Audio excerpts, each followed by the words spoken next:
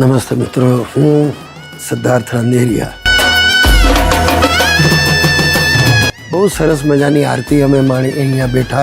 આજે અમે અમારી ફિલ્મ જય કનૈયા લાલ કીના ટીમ સાથે આજે અમે ઇસ્કોન હરે કૃષ્ણ મંદિરમાં આવ્યા. ખૂબ સુંદર આશીર્વાદ લીધા.